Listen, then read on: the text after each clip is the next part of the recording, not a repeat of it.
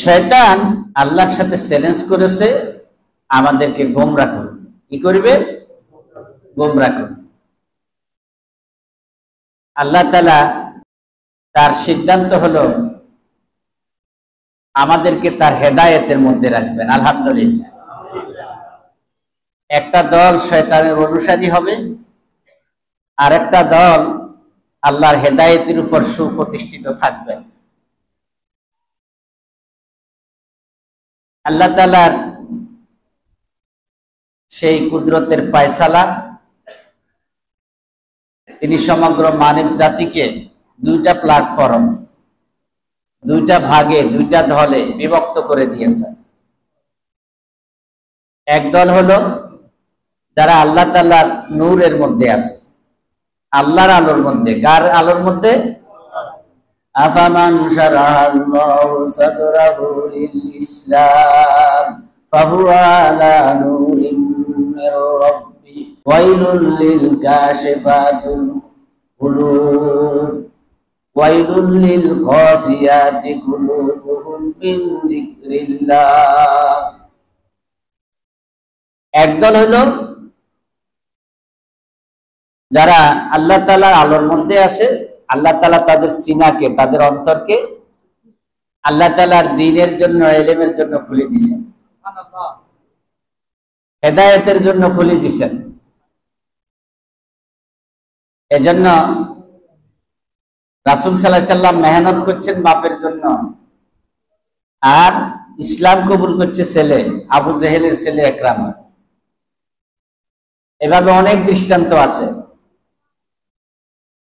আফামান শারাহাল্লাহু সাদরাহু লিল ইসলাম ফাহুয়া আলা নূরিম মির রাব্বি ওয়াইলুল লিল কাসিয়াতি কুলুবুহুম মিন যিকরিল্লাহ।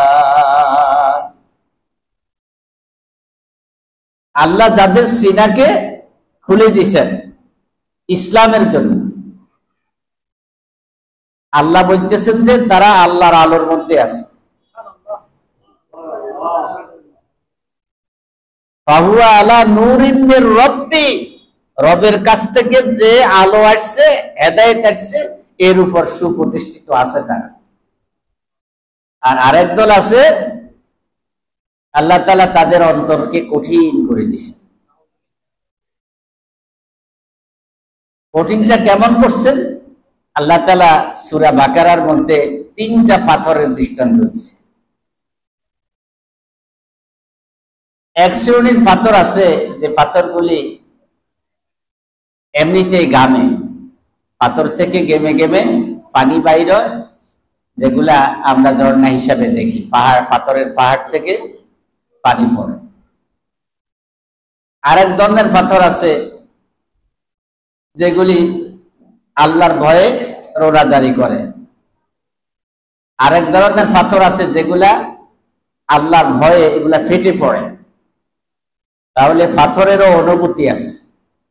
কি আছে? অনুভূতি আছে।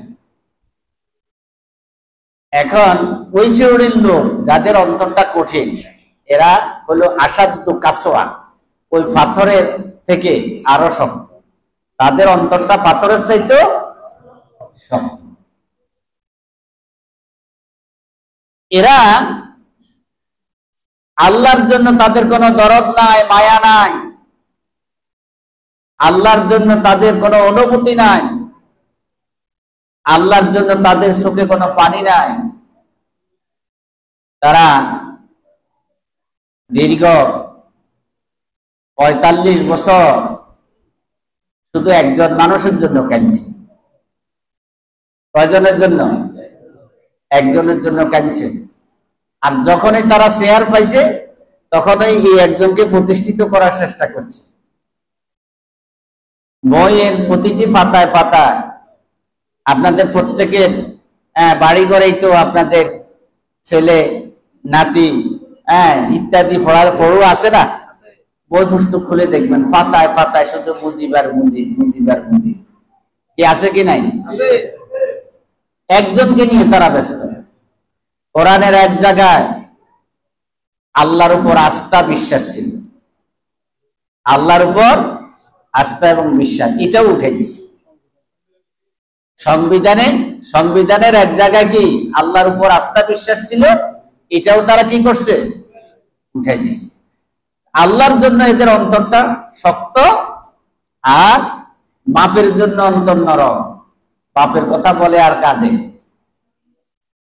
আল্লাহ তাআলা আমাদেরকে বাপ বেটির আযাব থেকে আমরা আশা করছি যে আল্লাহ আমাদেরকে হেফাজত করছেন, এবং স্থায়ীভাবে আল্লাহ আমাদেরকে হেফাজত করুন বলি আমিন।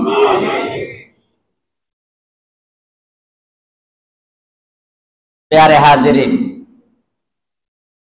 শয়তান আল্লাহ তাআলার সাথে চ্যালেঞ্জ করছে। শয়তানের একটা ইতিহাস আছে। শয়তান কেন শয়তান? শয়তান এই জন্য হয়েছে, শয়তান মানবকে আল্লাহ তাআলা সম্মান দিছে।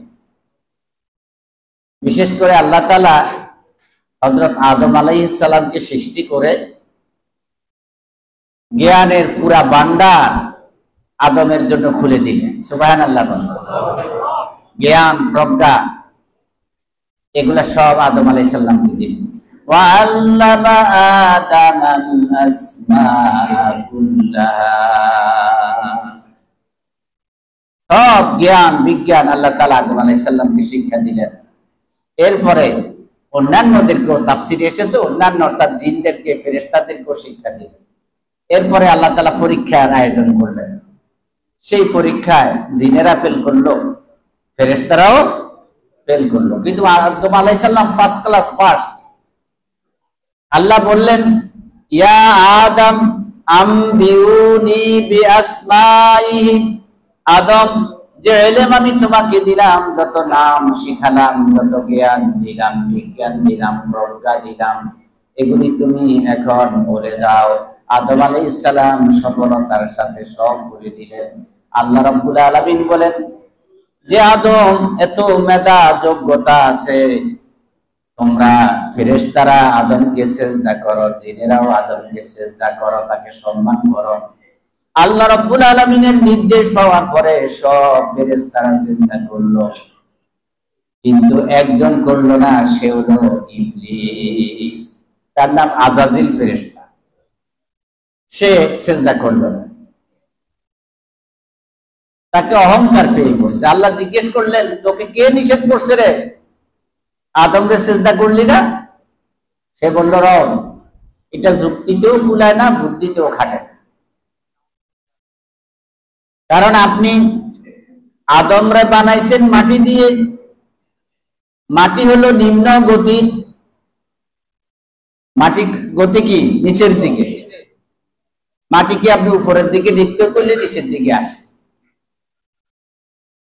আর আমাকে বানাইছেন আগুন দিয়ে, আগুনের গতি হলো উপরের দিকে। আগুনকে যদি আপনি এইভাবে নিচু করিয়ে ধরেন, এটা কোন দিকে? উপরের দিকে। তো ইবলিস বলল, রব, এটা তো বুদ্ধিতে খাটে না, যুক্তিতেও আসে না। ঊর্ধ্বগতি সম্পন্ন একটা বস্তু অধোগতি সম্পন্ন, নিম্ন গতি সম্পন্ন একটা বস্তুকে সিজদা করবে, পূজা করবে, এটাতে হয় না। আল্লাহ তাআলা তখন বললেন, তোর বুদ্ধি আর যুক্তির উপর লাগ। আল্লাহর আদেশের কাছে কোনো বুদ্ধি খাটবে, যুক্তি খাটবে, কৌশল করা যাবে না। আমরা যুক্তিও দিই, বুদ্ধিও খাটাই, আবার কৌশলও করি কি করি না? আল্লাহ বলছে, তোমার দুই বোন, তোমরা এক ভাই যা পাইবা, দুই বোন তা পাবে। দুই বোন সমান এক ভাই, পিতার সম্পদে তার অধিকার আছে, দিয়ে দাও। এখন তিনি যুক্তি দেন, আব্বা তো তাদের জন্য টাকা খরচ করছে, ঠিক আছে করছে, তোমার জন্য করছে। আব্বা তাদেরকে বিয়ে শাদী দিছে, অনেক টাকা খরচ করছে। জামাইরা বিভিন্ন সময় বাহানা ধরছে, তাদেরকে দাওয়াত করে করে খাওয়াইতে হয়েছে। বিয়ের সময় কিছু খাট পালন, আলমিরা, সিন্ধুক ইত্যাদি দেয়া লাগছে, তাদের জন্য তো অনেক খরচ করা লাগছে। এখন তাদেরকে আবার জায়গা জমি, আমরা এক ভাই যা পাবো দুজনকে পরিমাণ দিয়ে দিতে হবে কেন? এই হয়তো কয়দিন আগে একজনের সাথে বসে চলছে বিতর্ক। আমি বললাম যে এখানে কোনো যুক্তি খাটবে না, এখানে বুদ্ধির কোনো প্রশ্ন নাই, এটা আল্লাহর হুকুম। আইন কার? আল্লাহ। আফসোস, এ বলতেছে যে আল্লাহ বললে হবে নাকি? নাউজুবিল্লাহ। কেউ কেউ তো বলি ফেলছেন যে আল্লাহ অঙ্কের জ্ঞানও কম। আল্লাহর রায়ের বিরুদ্ধে, আল্লাহর আদেশের বিরুদ্ধে ওরা যুক্তি দেয়, বুদ্ধি খাটা।